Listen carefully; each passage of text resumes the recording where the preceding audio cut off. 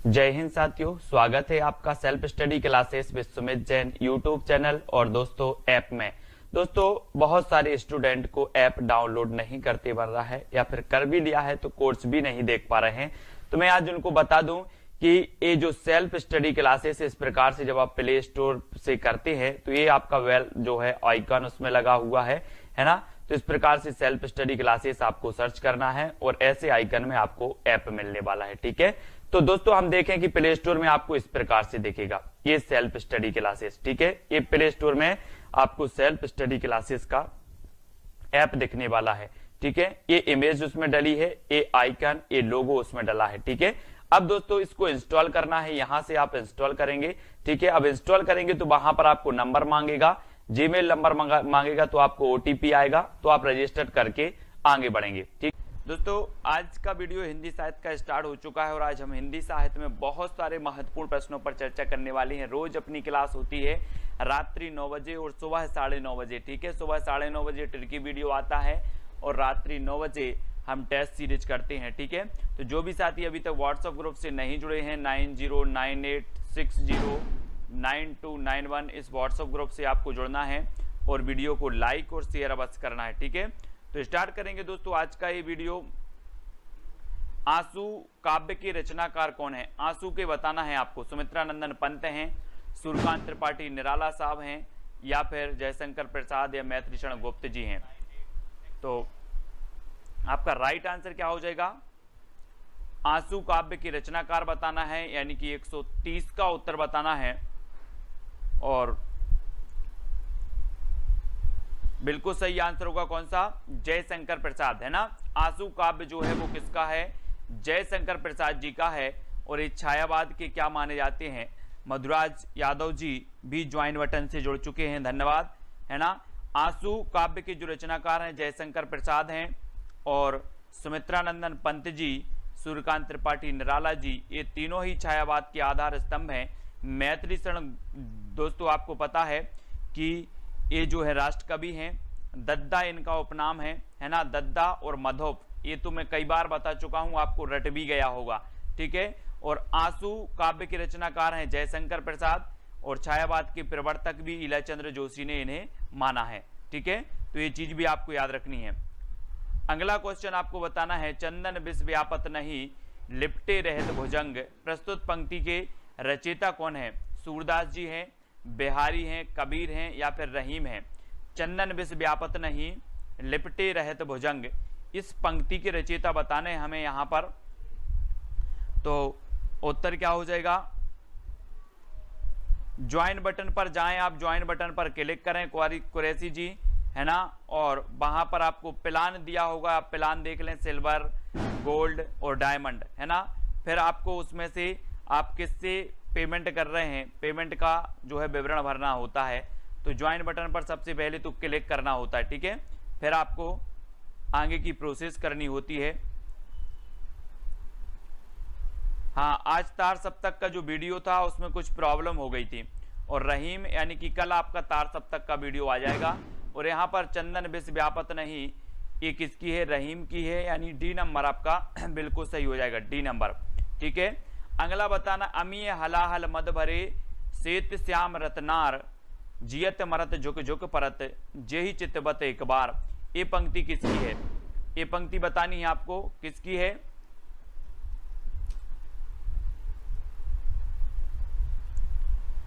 अमीय हलाहल मद भरे, बहुत ही बढ़िया पंक्ति है, कई बार पूछी भी गई है। तो ये पंक्ति किसकी हो जाएगी? आलम साहब की है, बिहारी की है, मतीराम या फिर रसलीन की है?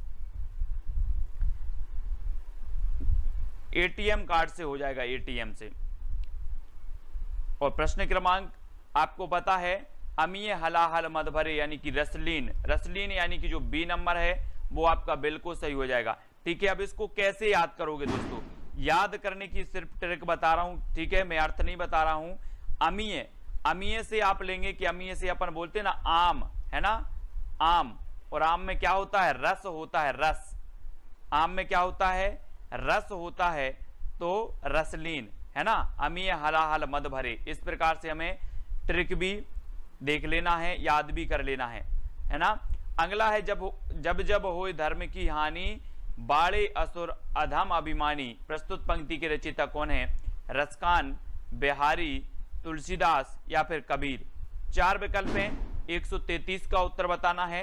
देखो ज्वाइन मेंबर का आपको बता रहा हूं कि जितने भी ज्वाइन मेंबर हैं उनके कमेंट मुझे एक साथ मिलते हैं, जितने भी उनके कमेंट होते हैं वो मुझे एक साथ देखने को मिलते हैं।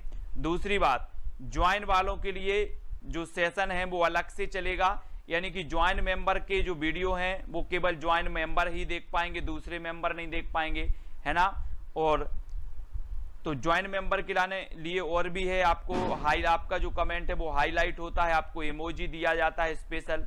और आपका बिल्कुल सही आंसर होगा तुलसीदास, जब जब होए धर्म की हानि, बाड़े असुर अधम अभिमानी, यानी कि जो बी नंबर है वो बिल्कुल सही हो जाएगा। ठीक है, तुलसीदास जी के बारे में आपको पता है कि जो तुलसीदास जी हैं राम काव्य धारा के श्रेष्ठ कवि माने जाते हैं तुलसीदास जी, और बी नंबर आपका बिल्कुल सही होगा। परहित सरस धर्म नहीं भाई, पर पीड़ा सम नहीं अधमाई प्रस्तुत पंक्ति के रचयिता कौन है? रचयिता बताना है, रसखान जी हैं, बिहारी हैं, तुलसी हैं या फिर मीरा हैं। 4 विकल्प हैं, यानी कि 134 का उत्तर आपको बताना है। 134 में प्रश्न क्रमांक बताना है कि परहित सरस धर्म नहीं भाई, पर पीड़ा सम नहीं अधमाई। इसमें जो ये पंक्ति हो जाएगी ये भी किसकी है? तुलसीदास जी की ही है, यानी बी नंबर आपका बिल्कुल सही होगा। ठीक है, तुलसीदास जी की। हिंदी साहित्य के आरंभिक काल को आचार्य रामचंद्र शुक्ल ने क्या कहा है? आदिकाल कह दिया, वीरगाथा, चारण काल, सिद्ध सामंत काल, क्या कह दिया है? और दोस्तों जो विवेक शंकर की बुक मैंने आपको बताई थी वो अवेलेबल हो गई है ऑनलाइन, है ना। ऑनलाइन जो है अवेलेबल है, तो ऑनलाइन आप लोग खरीद सकते हैं किसकी? विवेक शंकर की बुक को। ठीक है, तो हिंदी साहित्य के आरंभिक काल को आचार्य रामचंद्र शुक्ल ने जो नाम दिया वो नाम दिया वीरगाथा काल। आदिकाल जो नाम दिया गया हजारी प्रसाद द्वारा, चारण काल जो नाम दिया गया राम कुमार वर्मा ग्रियर्सन द्वारा, और सिद्ध सामंत काल राहुल सांकृत्यायन द्वारा दिया गया। ठीक है, तो हिंदी साहित्य के आरंभिक काल को आचार्य रामचंद्र शुक्ल ने कहा है, तो वीरगाथा काल यानी कि जो सी नंबर है वो बिल्कुल सही हो जाएगा। ठीक है, सी नंबर। और अगला है वीरगाथा काल का कवि कौन सा नहीं है? अब वीरगाथा काल के कवि तो आप सभी को पता है, सारे कवि पता हैं। आप गणपति शालिभद्र सूरी से लेकर आप चंद्रबरदाई तक सारे के सारे कवि आपको पता है, और आपका बिल्कुल सही आंसर क्या हो जाएगा? वीरगाथा काल के जो कवि नहीं है, जैसे आपने पढ़ा था कि जो नामदेव है, नामदेव ये भक्ति काल के माने जाते हैं, मधुकर हैं, जगनेक हैं, यानी कि आपका उत्तर बी नंबर बिल्कुल सही हो जाएगा। ठीक है, बी नंबर बिल्कुल सही होगा। तो नामदेव ये वीरगाथा काल के कवि नहीं है, और बी नंबर बिल्कुल सही है। और अगला क्वेश्चन आपकी स्क्रीन पर है कि वीरगाथा काल के सर्वश्रेष्ठ कवि कौन माने जाते हैं? वीरगाथा काल के सर्वश्रेष्ठ कवि चंद्रबरदाई, जगनेक, दलपति विजय या फिर विद्यापति, कौन माने जाते हैं? सर्वश्रेष्ठ बताना है यहाँ पर। और दलपति विजय, इनकी एक खुमाण रासो रचना है, कौन सी है? खुमाण रासो, खुमाण रासो है। जगनेक की तो आलाखंड आपको पता है, ठीक है, परमाल रासो जिसे कहा जाता है। विद्यापति की 3 प्रमुख रचनाएं कौन सी हैं? पदलता, पताका। चंद्रबरदाई की तो पृथ्वीराज रासो आपको पता ही है। ठीक है, तो वीरगाथा काल की सर्वश्रेष्ठ जो रचना मानी जाती है, वो कवि माने जाते हैं, वो चंद्रबरदाई माने जाते हैं, यानी आपका उत्तर होगा ए नंबर। और चंद्रबरदाई का जो महाकाव्य है वो कौन सा है? पृथ्वीराज रासो है। ठीक है, और ये हिंदी का प्रथम महाकाव्य है, चंद्रबरदाई हिंदी के प्रथम महाकवि हैं, है ना। तो ए नंबर आपका बिल्कुल सही होगा। और अगला क्वेश्चन है पृथ्वीराज रासो की रचनाकार कौन है? दोस्तों पृथ्वीराज रासो के रचनाकार तो अधिकांश लोगों को पता है ना। जयदेव हैं, जगनेक हैं, चंद्रबरदाई हैं, विद्यापति हैं। ये 4 विकल्प हैं, और 4 में से आपको पता है कि पृथ्वीराज रासो चंद्रबरदाई जी का ग्रंथ है ना। और बी नंबर आपका बिल्कुल सही हो जाएगा। अधिकांश लोगों को पता है, लेकिन आपसे पूछा जाता है दोस्तों कि कबीर की भाषा क्या थी? कबीर की भाषा क्या थी ये बतानी है। ब्रज थी, कन्नौजी थी, खड़ी थी या फिर सादुकड़ी थी? कौन सी थी? कबीरदास की जो भाषा थी वो भाषा कौन सी थी? यानी कि प्रश्न क्रमांक 139 का उत्तर बताना है। और दोस्तों ये सादुकड़ी भाषा किसने कहा है? कबीरदास की भाषा को सादुक्कड़ी भाषा किसने कहा है? कबीरदास जी की जो भाषा मानी जाती है वो सादुक्कड़ी मानी जाती है, लेकिन इसे सादुक्कड़ी किसने कहा? प्रश्न क्रमांक 139 का आपका उत्तर बताना है। सादुक्कड़ी इसे किसने कहा है? आपको ही उसका चयन करना है और बताना है।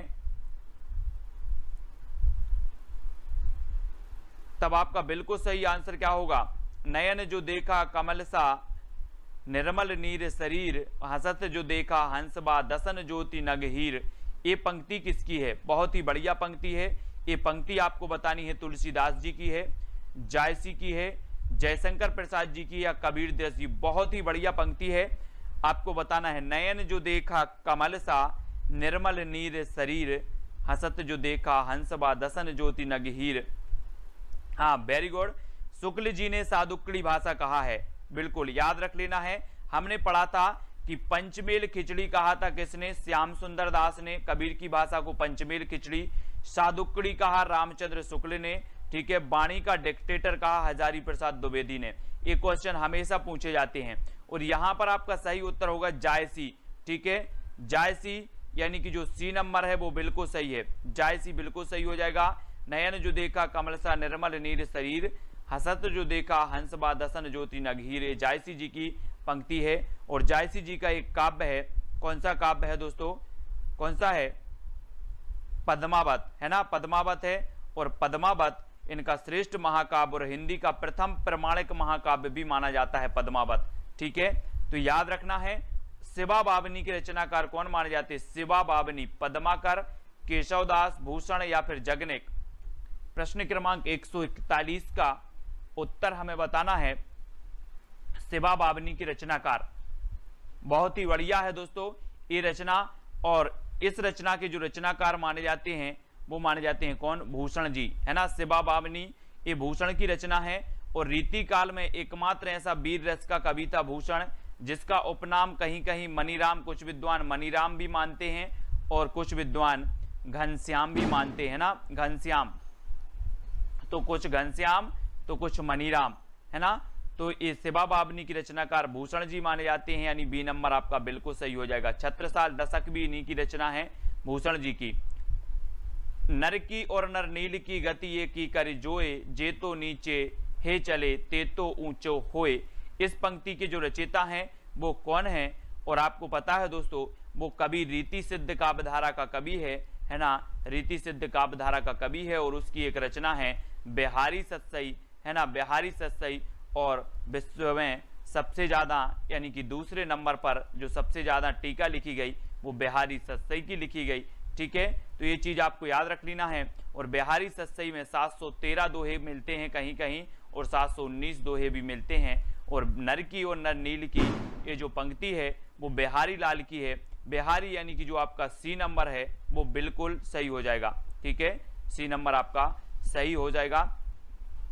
अगला आपको बताना है कि सकीबे मुझसे कहकर जाते, प्रस्तुत पंक्तियों के रचयिता कौन है? सकीबे मुझसे कहकर जाते अज्ञेय की है ना, हरियोध की है, या फिर मैथिली शरण गुप्त की, या फिर जयशंकर प्रसाद। दोस्तों आपने यशोधरा खंड का पढ़ा होगा। यशोधरा खंड काव्य होते हुए भी ये महाकाव्य की श्रेणी में आता है, लेकिन ये खंड काव्य है यशोधरा। और यशोधरा में हम पंक्ति पढ़ते हैं कि सखी बे मुझसे कहकर जाते, सखी बे मुझसे कहकर जाते। और आपकी जो विकल्प नंबर होगा क्या होगा? बी नंबर, यानी मैथिली शरण गुप्त। याद रख लेना, मैथिली शरण गुप्त जी की ये पंक्ति है। और गुप्त जी का उपनाम मैं आपको हमेशा रटवा रहा हूं, मधोप और दद्दा, दद्दा भी इन्हें कहा जाता था। जयशंकर प्रसाद को क्या कहा जाता था? कलाधर, है ना। और ये दोस्तों अयोध्या से उपाध्याय हरियोध, हरियोध इनका अयोध्या से उपाध्याय का उपनाम है। अज्ञेय, सच्चिदानंद, हीरानंद बादशाह इनका उपनाम है, ठीक है। तो ये उपनाम का वीडियो मैंने आपको दिया है, ट्रिकी वीडियो दिया है, तो वो ट्रिकी वीडियो भी आपको देख लेना है। उपनाम वाला, कवियों के उपनाम हमेशा पूछे जाते हैं। हिंदी कविता को छंदों की परिधि से मुक्त कराने वाले थे तो कौन थे? हिंदी कविता को छंदों की परिधि से मुक्त कराने वाले बताना है। और दोस्तों आपको पता होगा कि जो छंद मुक्त रचना थी निराला जी की, वो कौन सी थी? छंद मुक्त रचना वो कौन सी थी? छंद मुक्त रचना थी तो वो थी दोस्तों आपकी जूही की कली, है ना, जूही की कली, जूही की कली याद रख लेना है। ये छंद मुक्त रचना थी किसकी? निराला की। तो कविता को छंदों की परिधि से मुक्त कराने वाले हैं तो वो कौन है? निराला जी। और निराला जी के बारे में रक्षाबंधन की मैंने आपको कहानी ही बनाई थी। इन्होंने कहा था कि हम जैसे फक्कड़ को कौन भाई बनाएगा, सूर्यकांत त्रिपाठी निराला। सरोज स्मृति, इन्होंने लंबा शोक गीत लिखा है, सरोज स्मृति, ये भी आपको याद रखनी है, सूर्यकांत त्रिपाठी निराला। और दोस्तों इन्हें क्रांतिकारी कवि भी कहा जाता है निराला जी को, तो इनके बारे में याद रख लेना है निराला जी के बारे में। और तितली किसकी रचना है? तितली बतानी है। तितली किसकी रचना है? जयशंकर प्रसाद की, श्याम सुंदर दास, आचार्य रामचंद्र शुक्ल, आचार्य महावीर प्रसाद द्विवेदी। तो प्रश्न क्रमांक 145 तितली, बहुत ही बढ़िया है ये रचना।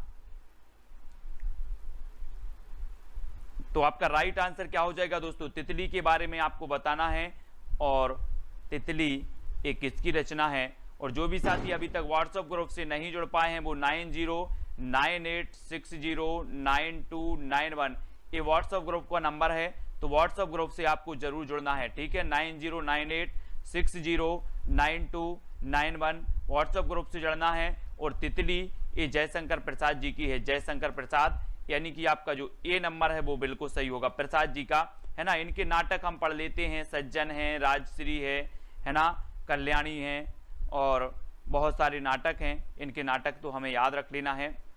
हाँ, कंकाल, तितली और इरावती, कंकाल, तितली और इरावती ये इनके उपन्यास हैं, बहुत बढ़िया। किसके उपन्यास हैं? ये उपन्यास हैं प्रसाद जी के, कंकाल, तितली और इरावती, इनको याद रखेंगे। और अतीत के चलचित्र के रचयिता कौन है? अतीत के चलचित्र, हाँ बताना है, अतीत के चलचित्र रचनाकार कौन है। और दोस्तों आपको बताना है कि कंकाल, तितली और इरावती में जो अधूरा उपन्यास है वो कौन सा है? जयशंकर प्रसाद जी का। इन तीनों में से बताना अधूरा उपन्यास कौन सा है। और अतीत के चलचित्र ये जो रचना है ये किसकी है? मैंने आपको पढ़ाया था, याद करवाया था, क्या करवाया था कि अतीत के गर्त से आपको कौन निकालेंगी?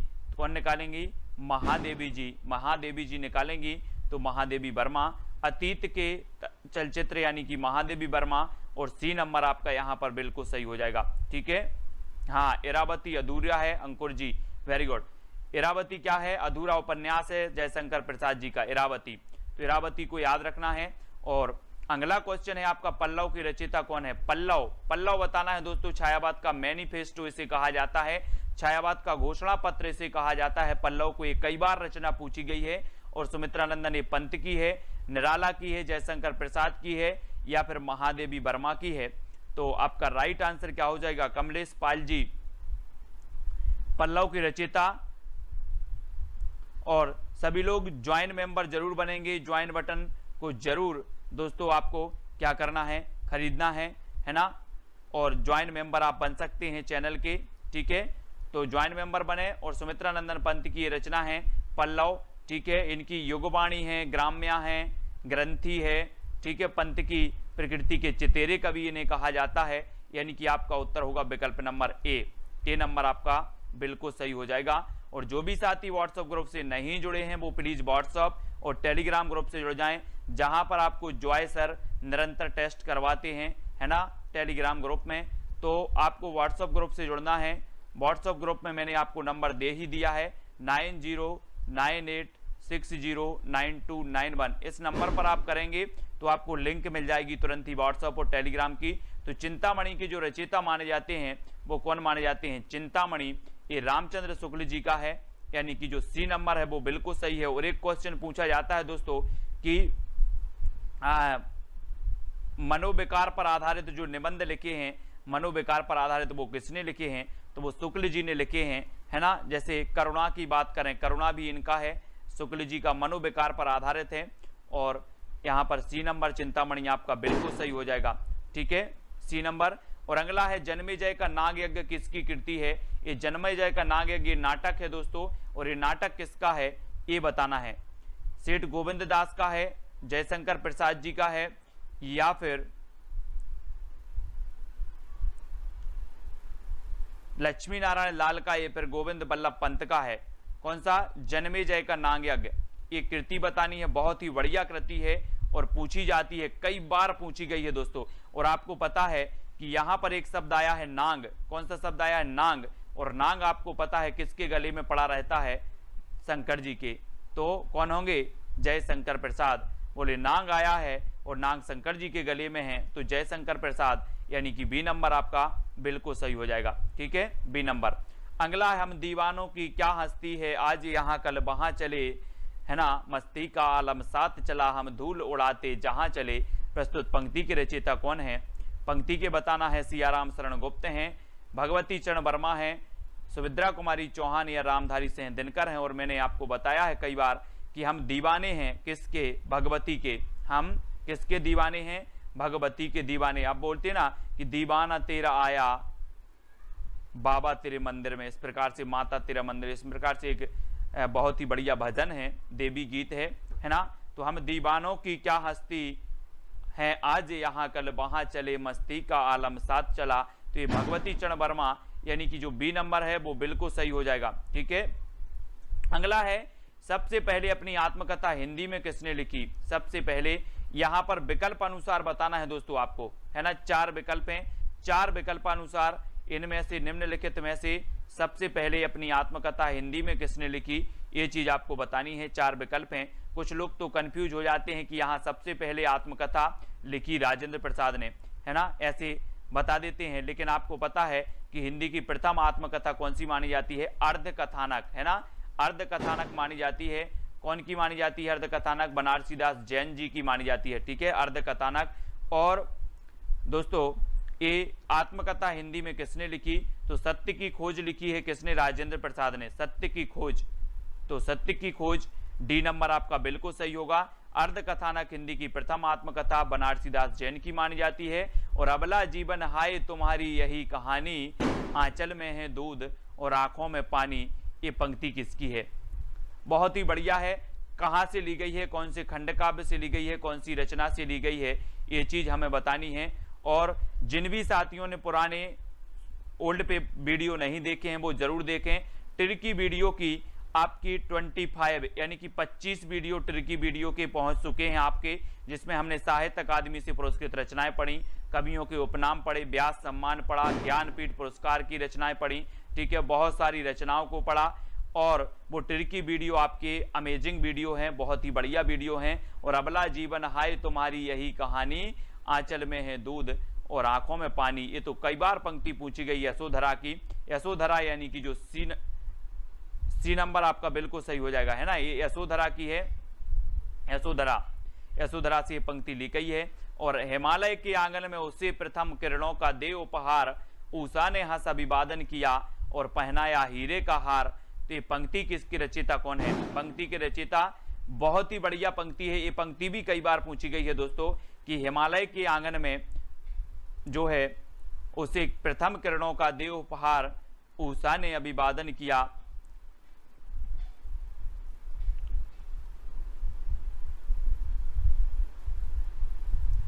तो 153 और 153 का आपका बिल्कुल सही आंसर जो हो जाएगा वो हो जाएगा कौन सा? जयशंकर प्रसाद। हिमालय के आंगन में उषा प्रथम किरणों का दे उपहार। हिमालय आया है दोस्तों, हिमालय पर्वत, ऐसे ही कैलाश पर्वत था, हिमालय पर्वत, कैलाश पर्वत, है ना। और कैलाश पर्वत पे जाकर कौन बैठ गए थे? शंकर जी तपस्या करने बैठ गए थे। तो हिमालय पर्वत आ रही है, हिमालय की बात आ रही है, कैलाश पर्वत और हिमालय पर्वत एक पर्वत हैं। और शंकर जी बैठ गए थे, तो ये शंकर जी प्रसाद, जयशंकर प्रसाद का होगा।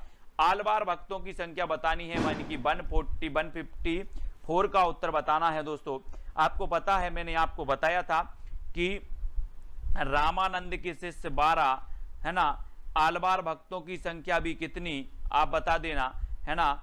और साकेत में जो आपके ग्रंथ है, साकेत में जो आपके सर्ग हैं वो भी आपके 12 हैं, है ना। और 12 बार आ रहा है, तो यहां पर भी 12 आया है, 12 को कर दो 12, तो क्या हो जाएगा? 12। आलवार भक्तों की संख्या 12, यानी कि बी नंबर बिल्कुल सही हो जाएगा। ठीक है, बार आया है और बार आ रहा है, और बार मतलब 12।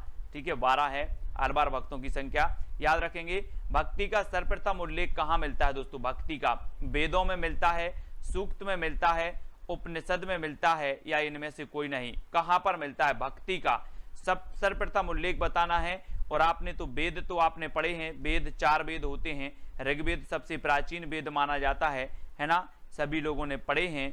और भक्ति का जो सर्वप्रथम उल्लेख मिलता है तो वो मिलता है उपनिषद में। कहां पर मिलता है? उपनिषद, यानी कि जो आपका बी नंबर है उपनिषद, बिल्कुल सही हो जाएगा। भक्ति का उल्लेख मिलता है आपका उपनिषद में, ठीक है, बी नंबर बिल्कुल सही है। नेक्स्ट है, संत काव्यधारा को ज्ञानाश्रय किस विद्वान ने कहा? बहुत ही बढ़िया प्रश्न है दोस्तों।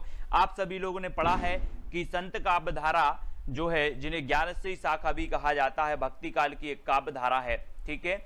और एक काव्यधारा को जो ज्ञानाश्रय शाखा कहा है तो वो किसने कहा है, ये चीज बतानी है। यानी कि प्रश्न क्रमांक 156 का उत्तर बताना है। 4 विकल्प हैं, 4 आलोचक हैं थे, और चारों में से आपका जो उत्तर जा रहा है वो क्या जा रहा है कि आचार्य रामचंद्र शुक्ल, इन्होंने ज्ञानाश्रय शाखा कहा दोस्तों इसे, ठीक है। और ये नंबर आपका बिल्कुल सही होगा। संत काव्यधारा को ज्ञानाश्रय कहने वाले जो विद्वान थे वो थे शुक्ल जी। संत शब्द को सतसाम्य किसने माना है?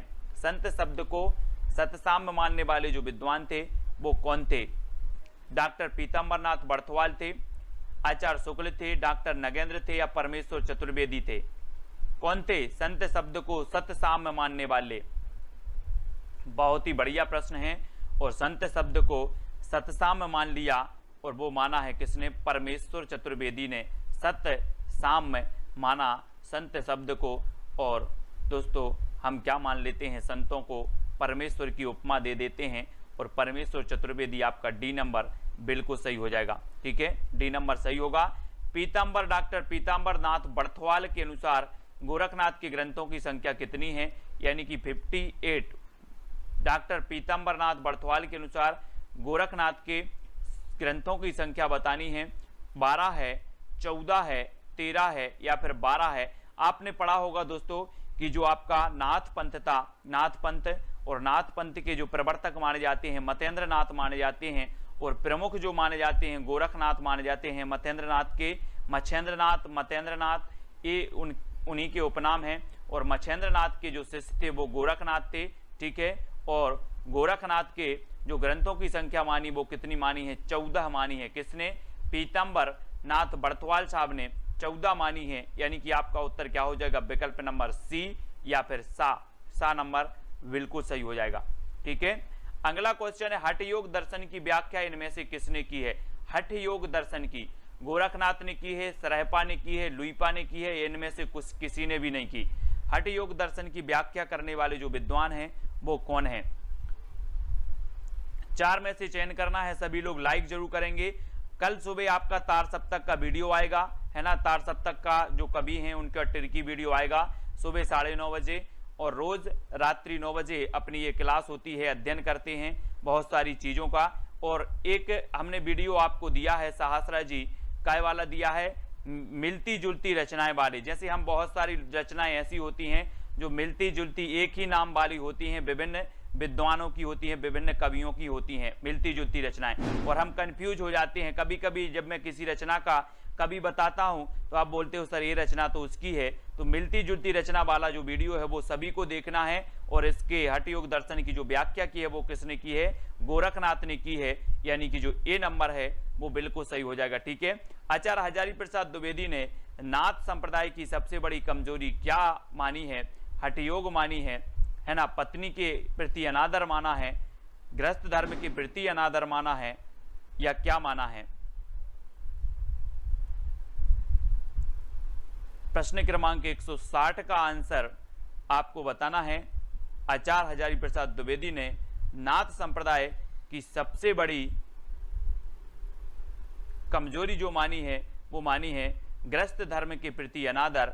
गृहस्थ धर्म के प्रति अनादर यानी सी नंबर बिल्कुल सही हो जाएगा। मधुराज जी, एस जी, सहस्रा जी ये ज्वाइंट मेंबर हैं हमारे, है ना। और गृहस्थ धर्म के प्रति अनादर आपका बिल्कुल सही है। जायसी की रचना पद्मावत को मसनबी शैली में किसने माना है? दोस्तों बहुत ही बढ़िया है। पद्मावत ये मलिक मोहम्मद जायसी जी का महाकाव्य है ना, अवधी भाषा का है। और मसनबी शैली में जो मानने वाले विद्वान हैं वो कौन है? नगेंद्र ने माना है, शुक्ल ने माना है, विजय देव नारायण शाही ने माना है, या फिर हजारी प्रसाद द्विवेदी ने माना है? तो किसने माना है? जायसी की रचना पद्मावत को मसनवी शैली में जो मानने वाले विद्वान हैं वो कौन है मसनवी शैली में, और मसनवी शैली में माना है किसने, शुक्ल जी ने, आचार्य रामचंद्र शुक्ल ने पद्मावत की जो शैली माना है वो मसनवी शैली, और ये अवधी भाषा का महाकाव्य है। ठीक है, याद रख लेना, हिंदी का प्रथम प्रमाणिक महाकाव्य भी यही माना जाता है, पद्मावत। ठीक है, तो ये चीज भी याद रखनी है। कबीर की रचनाओं के संकलनकर्ता कौन है, कबीर की रचनाओं के संकलनकर्ता धर्मदास हैं, नाभादास हैं, श्याम सुंदर दास हैं, या इनमें से कोई नहीं है। बहुत ही बढ़िया प्रश्न है दोस्तों। और यहाँ पर आप हम पढ़ते हैं कि जो नाभादास जी हैं, नाभादास जी, इनकी एक रचना है भक्तमाल, जो आपकी हमेशा पूछी जाती है, कई बार पूछी जाती है। ठीक है, भक्तमाल नाभादास की रचना है। और कबीर की रचनाओं के जो संकलनकर्ता माने जाते हैं वो कौन माने जाते हैं, धर्मदास। धर्मदास यानी कि आपका जो आ नंबर है वो बिल्कुल सही हो जाएगा। धर्मदास कबीर की रचनाओं के संकलनकर्ता माने जाते हैं। ए नंबर बिल्कुल सही है। किस प्रकार की भक्ति का संबंध विशिष्टाद्वैत से है, विशिष्टाद्वैत से बताना है। विशिष्टाद्वैत बाद के जो प्रवर्तक माने जाते हैं वो कौन माने जाते हैं दोस्तों, विशिष्ट हैं कौन, रामानुजाचार्य, रामानुजाचार्य माने जाते हैं, है ना, विशिष्टाद्वैत के और श्री संप्रदाय के। और मैंने संप्रदाय भी आपको याद करवाए हैं, दर्शन भी याद करवाए हैं, सिद्धांत भी याद करवाए हैं, तो वीडियो जरूर देख लेना। और किस प्रकार की भक्ति का संबंध विशिष्टाद्वैत से है, तो विशिष्टाद्वैत से जो संबंध है दोस्तों वो दास भाव, दास भाव यानी कि आपका बी नंबर है वो बिल्कुल सही हो जाएगा। और हम पढ़ लेते हैं कि दास भाव, है ना, दास भाव की जो भक्ति है, दास भाव की भक्ति, वो दास भाव की जो भक्ति है वो तुलसीदास जी की है ना, तुलसीदास जी की है।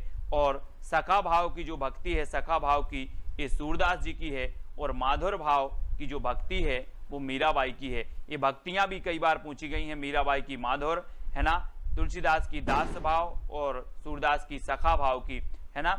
याद रखना, रीति मुक्त कवि कौन नहीं है, रीति मुक्त कवि बताना, रीति मुक्त, रीति सिद्ध और रीतिबद्ध, बिहारी, ठाकुर, बोधा या फिर घनानंद, इनमें से चार में से बताना है कि रीति मुक्त कवि कौन नहीं है।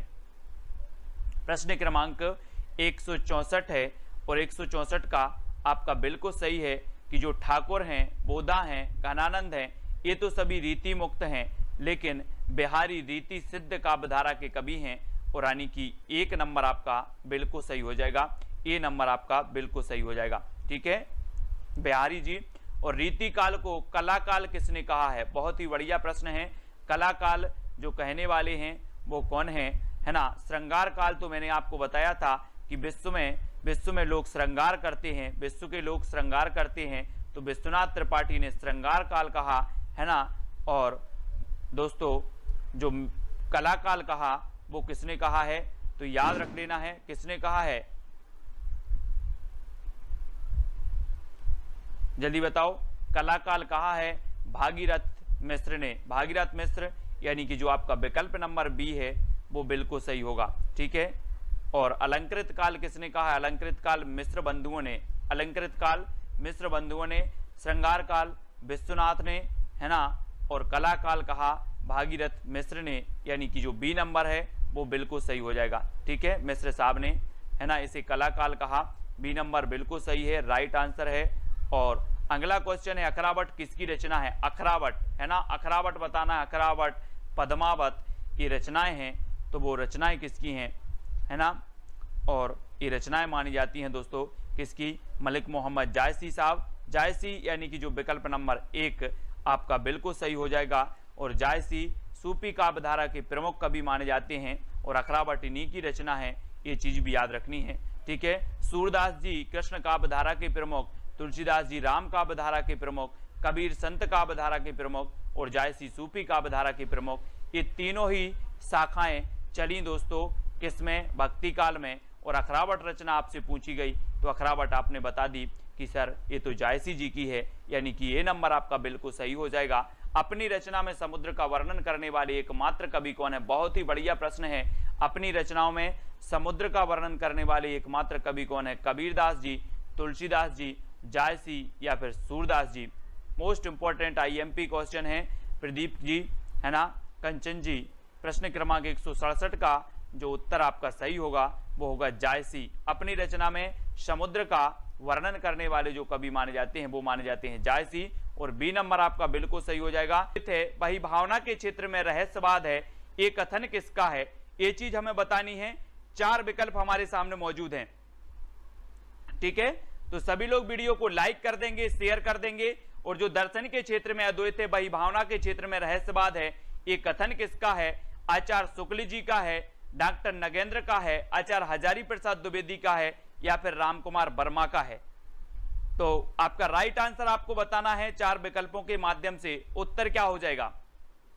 अपने ग्रुप में मैसेज चल रहा था, है ना, किसी ने विवेक शंकर की बुक के बहुत 4, 5, 6 प्रश्न डाले थे और बहुत ही बढ़िया बुक है, मैंने भी वो प्रश्न देखे थे, है ना। और YouTube में भी इस बुक का मैंने रिव्यू लिया और बुक का देखा, तो बहुत ही बढ़िया बुक है। इसमें सन भी दिए हैं, तो क्रमबद्ध अध्ययन भी आपका होगा, ठीक है। तो स्टार्ट करेंगे और आपका इसका सही उत्तर होगा डॉक्टर नगेंद्र। डॉक्टर नगेंद्र यानी कि जो आपका बी नंबर है वो बिल्कुल सही हो जाएगा, ठीक है। जो दर्शन के क्षेत्र में अद्वैत है, वही भावना के क्षेत्र में रहस्यवाद है, ये नगेंद्र जी की बहुत ही बढ़िया ये परिभाषा दी है, यानी बी नंबर आपका बिल्कुल सही हो जाएगा। दीपश्री जी, सहासरा जी, यस जी, ये हमारे ज्वाइंट मेंबर जुड़ चुके हैं, इनके लिए बहुत बहुत धन्यवाद। और जो भी साथी ज्वाइंट मेंबर बनना चाहते हैं चैनल के, वो ज्वाइंट मेंबर अवश्य बने, ठीक है। और जानकी मंगल की जो भाषा है वो क्या है, मैंने आपको बताई थी दोस्तों कि जहां पर मंगल आए और जहां पर राम आए, वो अवधी भाषा की रचनाएं हो जाती हैं तुलसीदास जी की।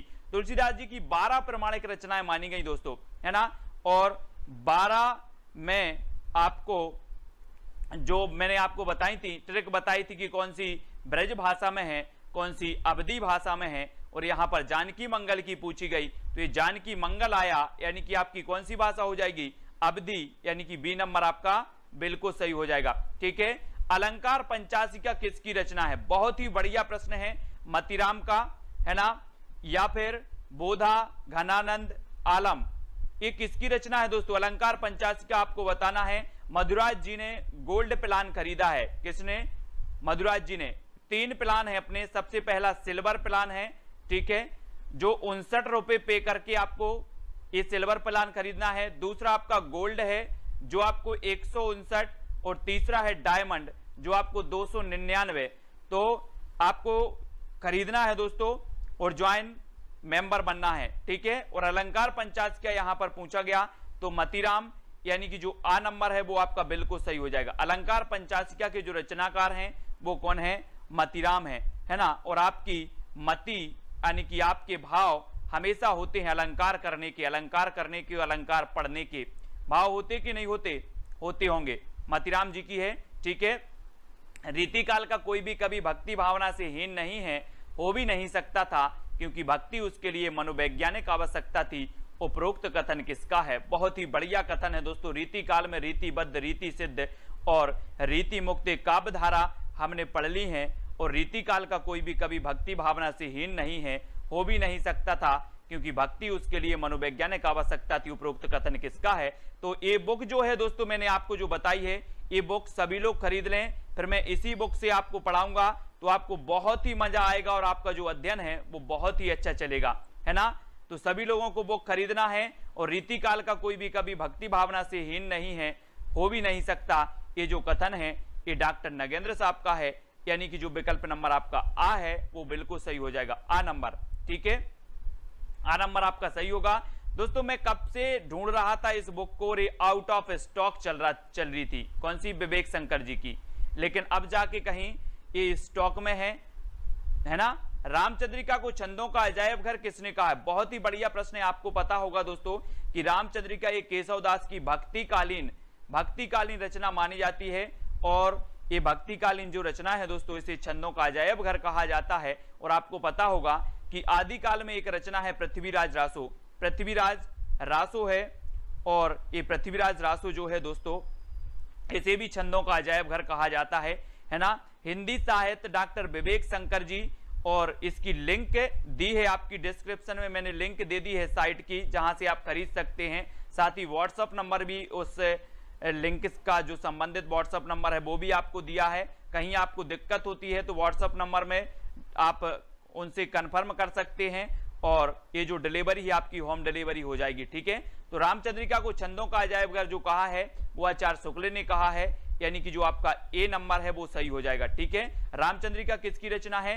तो ये केशव दास की है, केशव दास। तो ये चीज भी आपको केशव दास को याद रखना। इनकी रचना है दोस्तों रसिक प्रिया है, विज्ञान गीता है ना, विज्ञान गीता, रसिक प्रिया, छंदमाला, रामचंद्रिका, ये सारी रचनाएं किसकी हैं? केशव दास जी की हैं। ठीक है, निस्दिन बरसत नैन हमारे, सदा रहत पावस ऋतु हम पे, जब ते श्याम सिधारे, पंक्ति किस कवि की है? 4 विकल्प हैं, 173 का आंसर आपको बताना है। तुलसी की है, सूर्य की है, बिहारी की है या फिर कबीर की है। निस्दिन बरसत नैन हमारे, सदा रहत पावस ऋतु, तो उत्तर क्या हो जाएगा? हाँ, निकिता जी ने सेंड किया था, है ना, बहुत बढ़िया। और निस्दिन बरसत नैन हमारे, सदा रहत पावस ऋतु हम पे, जब ते श्याम सिधारे, ये जो पंक्ति है प्रश्न क्रमांक 173, और 173 का उत्तर आपका सूरदास जी की है, और बी नंबर आपका बिल्कुल सही हो जाएगा, बी नंबर। ठीक है, सूरदास जी की बी नंबर आपका बिल्कुल सही है। नेक्स्ट है, रीतिकाल को जॉर्ज ग्रियर्सन ने कहा है, तो क्या कहा है? दोस्तों अब बाद में आप लोग नहीं बोलना सर बुक बताओ, मैंने आपको बुक बता दी है, पीजीटी के लिए भी और नेट के लिए भी, है ना, और आरपीएससी के लिए भी। ये बुक आपके लिए बहुत ही बढ़िया है, ऑथेंटिक है, प्रमाणिक बुक है। ठीक है, बुक का नाम है हिंदी साहित्य डॉक्टर विवेक शंकर। ठीक है, इसकी लिंक भी मैंने आपको साइट की नीचे दी है, और साथ ही व्हाट्सएप नंबर भी दे दिया है नीचे, तो आप खरीद सकते हैं। और रीतिकाल को जॉर्ज ग्रियर्सन ने कहा है, तो क्या कहा है? रीति काव्य। क्या कहा है? रीति काव्य, यानी कि जो आपका आ नंबर है वो बिल्कुल सही हो जाएगा। हमने पढ़ा है दोस्तों, क्या पढ़ा है कि रीतिकाल को श्रृंगार काल कहा किसने? विश्वनाथ ने। अलंकृत काल कहा मिश्र बंधुओं ने। वहीं रीति काव्य जो कहा वो किसने कहा? जॉर्ज ग्रियर्सन साहब ने कहा। यानी कि आपका जो उत्तर है वो आ नंबर बिल्कुल सही होगा। और जॉर्ज ग्रियर्सन के बारे में इनका एक ग्रंथ था, the modern vernacular literature of Hindustan, है ना, ये इनका एशियाटिक सोसाइटी ऑफ बंगाल के तत्वाधान में प्रकाशित हुआ था, the modern vernacular literature of Hindustan, है ना। तो एसजी दीप प्रकाश जी, ये सारे जो हमारे मेंबर हैं, ज्वाइंट मेंबर हैं, वो अलग ही दिखते हैं, उनका तिरंगा जो है वो अलग ही लहराता है। रीति मुक्त कवियों की विशेषता नहीं है, तो वो कौन सी नहीं है? वियोग श्रृंगार का प्रयोग, दरबारी रुचियों की जगह लोक रुचि, अभिव्यक्ति की जगह अनुभूति या अलंकार प्रियता। रीति मुक्त कवियों की जो विशेषता नहीं है वो कौन सी नहीं है? प्रश्न क्रमांक 175 का उत्तर हमें बताना है, कौन सी नहीं है? हाँ, कलाकाल रमाशंकर शुक्ल रसाल ने कहा, कलाकाल, वेरी गुड। तो रीति मुक्त, रीतिबद्ध और रीति सिद्ध, ये काव्य धाराएं, 3 काव्य धाराएं थी दोस्तों रीति काल की, और इनकी जो विशेषता नहीं है वो कौन सी नहीं? रीति मुक्त की अलंकार प्रियता, यानी कि जो डी नंबर है वो सही हो जाएगा यहां पर, है ना, डी नंबर। अलंकार प्रियता इनकी जो है विशेषता नहीं है, और डी नंबर इनका बिल्कुल सही होगा। ठीक है, डी नंबर जिन्होंने भी बताया उनका आंसर बिल्कुल सही है। रीति संप्रदाय के जो प्रवर्तक थे वो कौन थे? आचार्य वामन थे, आनंद वर्धन थे, औचित्य थे या फिर भामह थे। रीति संप्रदाय के मैंने आपको कई बार याद करवाए हैं, सारे संप्रदाय याद करवा दिए हैं, बार बार मैंने आपको याद करवाए हैं कि ध्वनि संप्रदाय ये आनंद वर्धन का है, अलंकार संप्रदाय ये भामह जी का है, औचित्य संप्रदाय ये क्षेमेंद्र जी का है। तो रीति संप्रदाय किसका होगा? रीति संप्रदाय होगा वामन जी का, यानी कि आपका सही आंसर हो जाएगा विकल्प नंबर ए नंबर। ठीक है, ए नंबर आपका बिल्कुल सही है।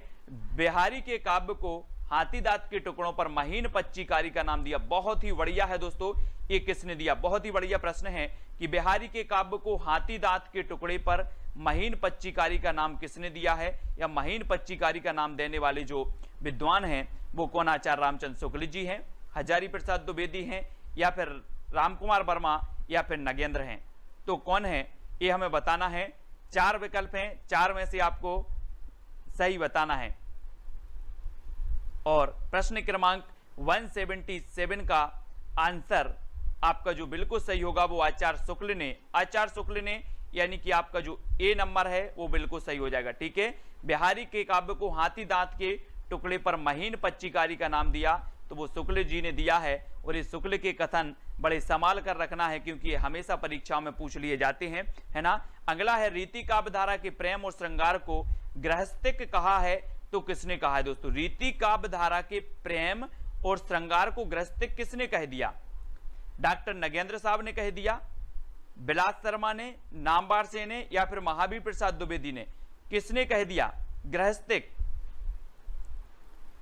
और अब जब रीति काल में बहुत सारे लोगों ने प्रेम और श्रृंगार की बात की, वहीं एक कवि था भूषण, जिसने वीर रस की जो है काव्य रचना की है, और भूषण का नाम घनश्याम और मनीराम था, जो हम आपको हमेशा बताते हैं, यानी कि आप तक रट गया होगा।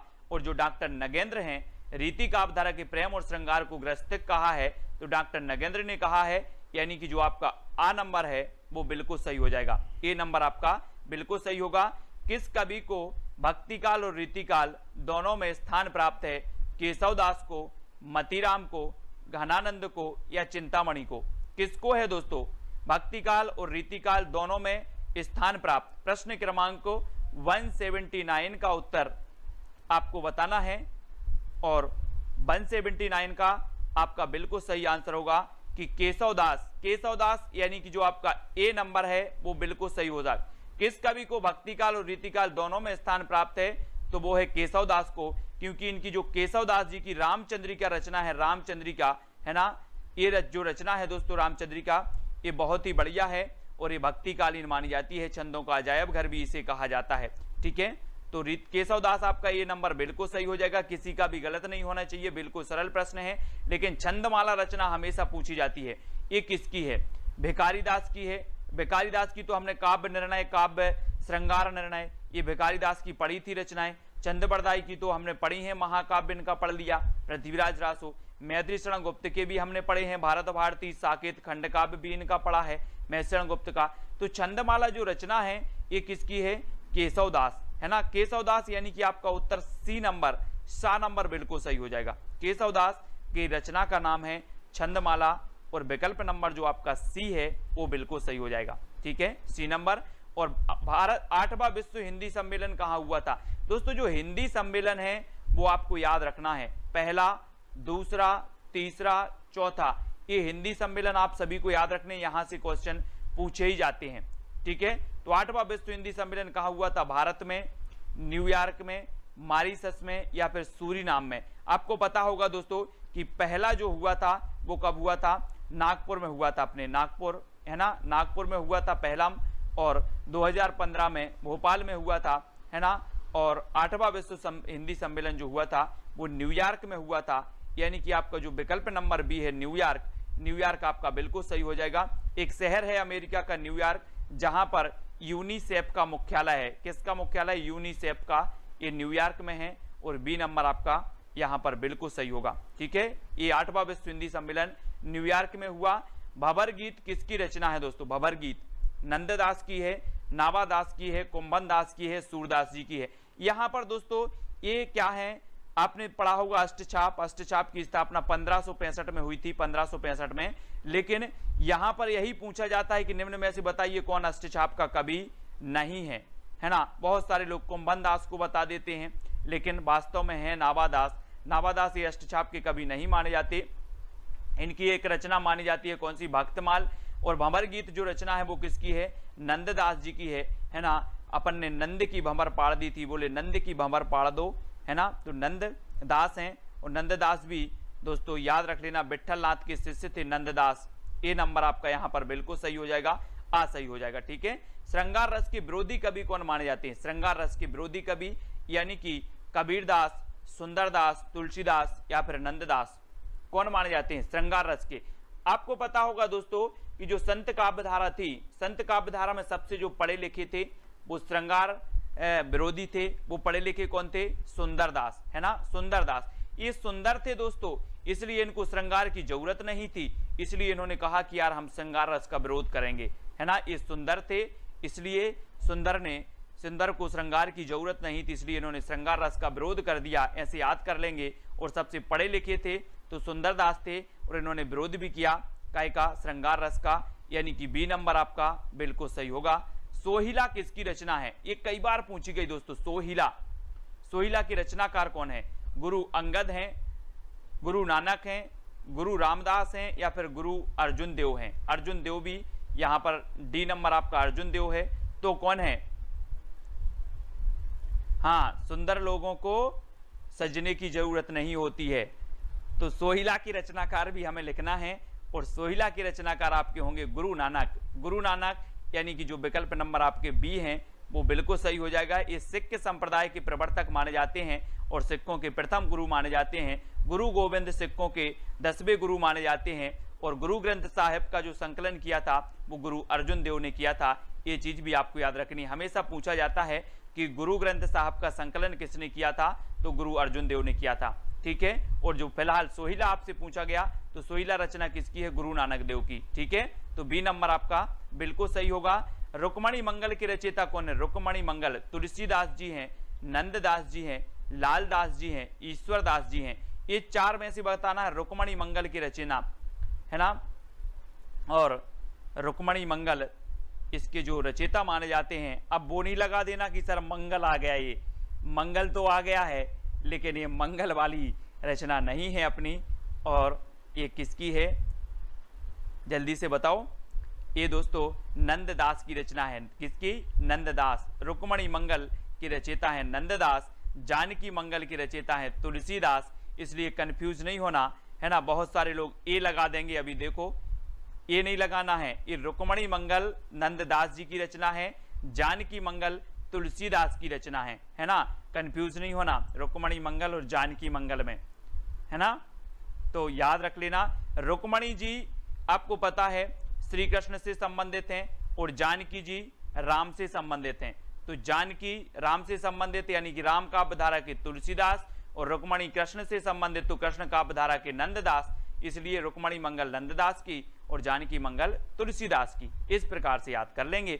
अगला देख लो, द्वैता द्वैतवाद के प्रवर्तक कौन है? मध्वाचार्य हैं, रामानुजाचार्य हैं, रामानंद हैं या फिर निम्बार्क हैं। द्वैता द्वैतवाद हमने आपको याद करवाया था दोस्तों। कैसे करवाया था? ट्रिक किसी को अगर याद है तो वो बता देंगे कैसे। नींबू दे दे, नींबू दे दे के हम परेशान हो गए, हमने आपको याद करवाई थी दे दे। तो यहां पर आ गया क्या? दे दे, और दे दे के हम क्या परेशान हो गए? नींबू दे दे के परेशान हो गए, है ना। तो कौन होंगे? नींबू से आपका बनेगा निम्बार्काचार्य। ये द्वैता द्वैतवाद के कौन होंगे? प्रवर्तक होंगे। यानी आपका उत्तर क्या हो जाएगा? विकल्प नंबर डी। ठीक है, डी नंबर आपका बिल्कुल सही है। अब गलत नहीं करना, कोई भी बहुत सारे लोग बी बता रहे हैं, बी नहीं बताना है ना। द्वैता द्वैतवाद के कौन है? निम्बार्काचार्य, क्योंकि नींबू दे दे के हम क्या हो गए? परेशान हो गए, नींबू। ठीक है, तो डी नंबर बिल्कुल सही होगा। अबदू गगन मंडल घर कीजिए, ये पंक्ति किसकी है? कबीर की, जायसी, सूरदास या फिर तुलसीदास की। अबदू गगन मंडल घर कीजिए बहुत ही बढ़िया रचना है। और ये रचना किसकी मानी जाती है? दीप प्रकाश जी। किसकी मानी जाती है? अबदू गगन मंडल रस घर कीजिए। और ये मानी जाती है कबीरदास जी की। किसकी? कबीरदास, यानी कि आपका जो ए नंबर है कबीरदास जी की, ये बिल्कुल सही होगा। अबदू गगन मंडल घर कीजिए। ठीक है, हाँ, नींबू का अचार दे दो। अंकुर जी पनवर, नींबू का अचार दे दो। अगला, हृदय की मुक्तावस्था को रस दशा किसने माना है ना। बहुत सारे लोग हैं जो ट्रिक बनाना भी सीख गए हैं, ट्रिक से पढ़ना भी सीख गए हैं और याद करना भी सीख गए हैं। पहले क्या होता था कि बहुत सारी रचनाएं थी। बहुत सारे स्टूडेंट दोस्तों ये बोलते हैं कि सर आपने हिंदी साहित्य में इंटरेस्ट ला दिया। मेरा बिल्कुल मन नहीं करता था, रचनाएं याद नहीं होती थी, इंटरेस्ट नहीं, मतलब मन नहीं लगता था हिंदी साहित्य में। लेकिन जब आपकी ट्रिक पढ़ी और आपका वीडियो देखा तो हिंदी साहित्य में इंटरेस्ट आ गया। हिंदी साहित्य अब अच्छा लगने लगा। पहले ऐसा लगता था कि कौन पढ़े हिंदी साहित्य में, बहुत रचनाएं हैं, बहुत कवि हैं, बहुत कुछ है, बहुत भारी सिलेबस है इसका। लेकिन अब क्या है कि अच्छा लगने लगा और याद होने लगा और लगता है कि पढ़ते ही रहें, ऐसा। ठीक है, तो हृदय की मुक्तावस्था को रस दशा किसने माना? आचार्य शुक्ल ने, डॉक्टर नगेंद्र ने, डॉक्टर हजारी प्रसाद द्विवेदी या फिर राम कुमार वर्मा ने। तो हृदय की मुक्तावस्था को रस दशा, रस हम पढ़ते हैं दोस्तों कि जो 8 रस हैं, 8 रस माने भरत मुनि ने, 9वां रस जोड़ दिया शांत रस, फिर भक्ति रस और फिर दोस्तों आपका वात्सल रस। वात्सल का चितेरा कवि सूरदास जी, है ना। तो यश जी, मधुराज जी, प्रदीप जी, है ना। हृदय की मुक्तावस्था को रसदशा यानी कि आचार्य शुक्ल ने कहा, यानी कि जो आ नंबर है वो आपका बिल्कुल सही हो जाएगा। हृदय की मुक्तावस्था को रसदशा किसने माना है? तो आचार्य शुक्ल जी ने माना है। ये नंबर आपका बिल्कुल सही होगा। पश्चिमी हिंदी की भाषा नहीं है तो क्या नहीं है दोस्तों। 189 का उत्तर बताना है दोस्तों। हिंदी साहित्य बहुत सारे लोग पढ़ते हैं, बहुत सारे स्टडी मटेरियल भी होता है, बहुत सारा चीज, लेकिन अगर आप इंटरेस्ट से पढ़ो, कुछ अलग पढ़ो, हटके पढ़ो, हंस के पढ़ो, मजाक करके पढ़ो, वो चीज आपको याद हो जाती है। आप थ्योरी पढ़ रहे हो, है ना, पढ़ते जा रहे हो तो आपको याद नहीं होता। अगर आप कुछ उसमें मिर्ची मसाला भरते हो तो आपको वो चीज हमेशा के लिए याद हो जाती है ना। अपने व्यवहारिक ज्ञान में जोड़ते हो, अपने पारिवारिक ज्ञान में जोड़ते हो, जहां पर हम रोज खेलते हैं, उछलते हैं, कूदते हैं, वो चीज आप स्टडी में करते हो तो निश्चित ही वो चीज याद हो जाती है। और पश्चिमी हिंदी का मैंने आपको याद करवाया था कि कानों के खड़ी बुंदेली ब्रजभान हरि के पास। कानों से आपका बन जाता है कन्नौजी, खड़ी से बन जाता है खड़ी बोली, ब्रज से बनता है ब्रज भाषा, बुंदेली से बुंदेली, हरि से हरियाणवी, और हरियाणवी को बांगरू भी कहा जाता है, खड़ी बोली को कोरबी भी कहा जाता है। इन सारी को लिखना है दोस्तों। और यहाँ पर नहीं है पूछा गया है तो आपको पता है कि जो अवधी है, अवधी ये पूर्वी हिंदी की भाषा है। और अवधी की मैंने आपको याद करवाई थी कि अब छत्तीसगढ़ी, अवधी, बघेली और छत्तीसगढ़ी, ये तीनों भाषाएं पूर्वी हिंदी की हैं, है ना। ये कोड भूल नहीं जाना, एक क्वेश्चन आपका हर एग्जाम में बनता है। पूर्वी हिंदी पश्चिमी हिंदी से हर एग्जाम में एक क्वेश्चन बनता है ना। ये आपको याद रखना है। कौन सा संचारी भाव नहीं है? शोक, अमर्ष, हर्ष या फिर गर्व। संचारी भाव बताना है। 4 विकल्प हैं और संचारी भाव आपको पता है कितने होते हैं। 33 संचारी भाव हमने पढ़े हैं, लेकिन 34वां संचारी भाव माना है किसने? छल नामक संचारी भाव मान लिया देव कवि ने, है ना। सभी को पता है, रटा हुआ है। अगर ये क्वेश्चन पूछा भी जाता है कि 34वां संचारी भाव जो माना है वो किसने माना है, तो देव कवि ने। यानी कि आपका यहां पर जो उत्तर होगा वो होगा शोक। संचारी भाव नहीं है तो शोक नहीं है। शोक क्या है दोस्तों? स्थायी भाव की श्रेणी में आता है ना। तो हम बोलते ना कि जहां पर शोक नामक स्थायी भाव जागृत होता है वहां पर आपका करुण रस हो जाता है। ठीक है, तो याद रख लेना, ये शोक स्थायी भाव है, संचारी भाव नहीं है, यानी कि ए नंबर आपका बिल्कुल सही होगा। रीति के लिए मार्ग शब्द का प्रयोग किसने किया? रीति के लिए मार्ग शब्द का प्रयोग बताना है दोस्तों, किसने किया है? रीति संप्रदाय के जो प्रवर्तक माने जाते हैं वो कौन माने जाते हैं? बामन माने जाते हैं, बामन, है ना।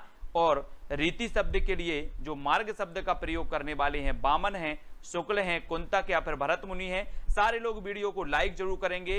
एक जो अंगूठा है अपना वो दबा देना, ठीक है, लाइक जरूर करना है। बहुत सारे लोग लाइक नहीं कर पाते हैं क्योंकि उनके अंगूठे में दर्द होता है, और जहां दर्द होता है वहां बामन आपको लगा देना है। आ नंबर आपका बिल्कुल सही हो जाएगा। ए नंबर सही। रीति के लिए मार्ग शब्द का जो प्रयोग करने वाले हैं वो बामन है, और ए नंबर आपका बिल्कुल सही होगा। ठीक है, आचार्य मम्मट के अनुसार काव्य का उद्देश्य क्या होता है? क्या होता है? काव्य यश प्रदान करता है, काव्य अर्थ प्रदान करने का साधन होता है, काव्य व्यवहार का ज्ञान होता है, या उपरोक्त सभी। आचार्य मम्मट के अनुसार काव्य का उद्देश्य क्या होता है दोस्तों? मम्मट के अनुसार बताना है ना। आप पाश्चात्य काव्य शास्त्र में और भारतीय काव्य शास्त्र पढ़ते हो, और यहां पर आपको बताना है कि मम्मट के अनुसार काव्य का जो उद्देश्य होता है वो हो जाता है क्या? काव्य यश प्रदान करता है, ये भी होता है। काव्य अर्थ प्रदान करने का साधन है, ये भी होता है। काव्य व्यवहार का ज्ञान होता है, ये भी आपका होता है। तब आपका जो उत्तर होगा वो उपरोक्त सभी, यानी कि जो डी नंबर है वो बिल्कुल सही हो जाता है। ठीक है, अगला आपको बताना है नाट्य शास्त्रकारों द्वारा अमान्य रस कौन सा है? अमान्य रस शांत है, विवश है, करुण है या फिर अद्भुत है? नाट्य शास्त्र द्वारा कारों द्वारा अमान्य रस कौन सा है? यानी कि 193 का उत्तर बताना है, और आपका जो उत्तर हो जाएगा वो हो जाएगा शांत रस। शांत यानी कि जो आपका ए नंबर है वो बिल्कुल सही है, शांत। नाट्य शास्त्रकारों द्वारा अमान्य जो रस है वो शांत रस माना जाता है। ठीक है, ए नंबर आपका बिल्कुल सही हो जाएगा। ज्वाइन कर लें। फर्स्ट आपका प्लान है सिल्वर प्लान। सिल्वर प्लान आपको 59 रुपए पे करने होंगे। फिर गोल्ड प्लान है जिसमें आपको 159 रुपए पे करने होंगे।